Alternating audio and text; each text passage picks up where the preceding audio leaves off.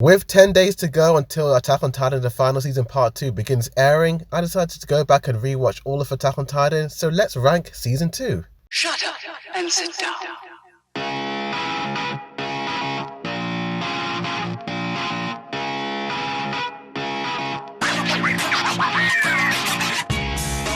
Yo, what's good? It's your boy Dude Reviews, and I've just rewatched Attack on Titan season 2 for the 4th time, and it's still amazing. I love the world building, the characterizations, the shocking twists and turns, the animation, background art, and voice acting all being phenomenal. Check out my full ranking of all seasons from the worst to the best if you want to get my full in-depth review of season 2. But today we're going to be doing a ranking of every episode of season 2 from the worst to the best. Now, before I start this ranking, it is my opinion. You don't have to agree with me.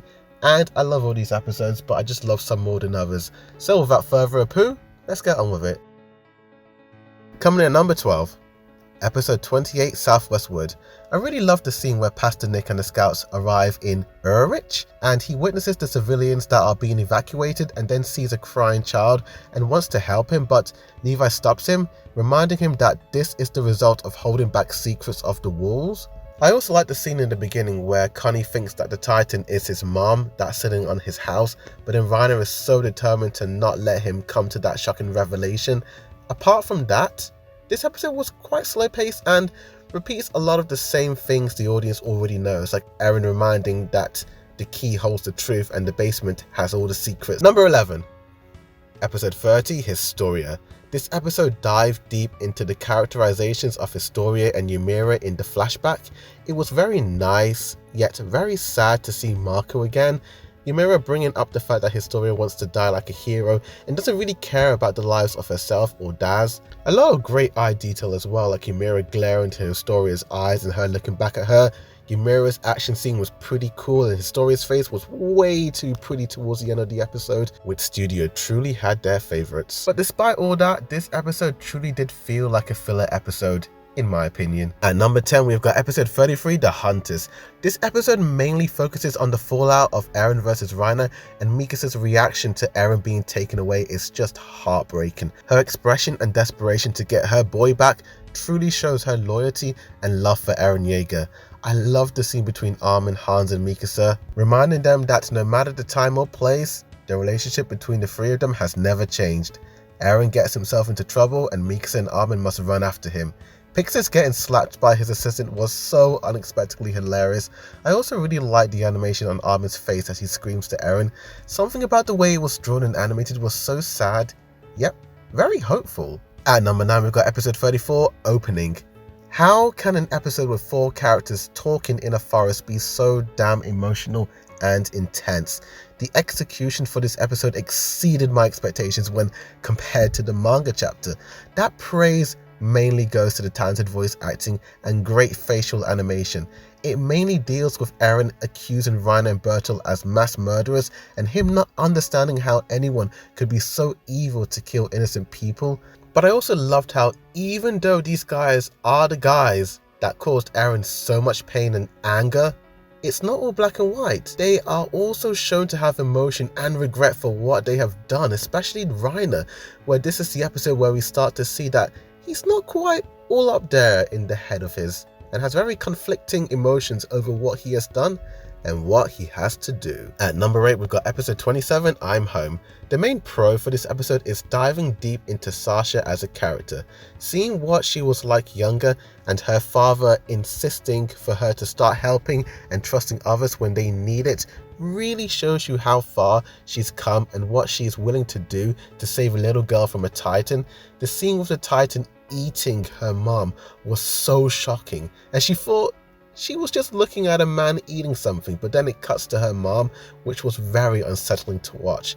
Although some are not a fan of this episode in particular, with the whole story feeling fillerish from certain fans at times, I thought this episode perfectly sets up future events that will unfold in ways you would never expect. At number 7, we've got episode 35, Children. The Ymira flashback was possibly one of my favourite character backstories in the entire story. How a poor innocent girl was given everything she ever dreamed of, only for it to be snatched away from her. How even after the people of the cult she was a part of put blame on her, and she still owned it, she still protected them, they were all still punished regardless, and it was so damn tragic, dude. It was so tragic. It better explains why she is so attached to Historia, as she also has a similar backstory to her, living a life full of lies. And the other stuff from the episode was average at best, but I did like the opening scene with Moblitz flipping the portrait of Connie's parents and realizing that the Titan and his mom's portrait had the same face. Dude, that truly sent chills down my spine. At number 6, we've got episode 32, Close Combat.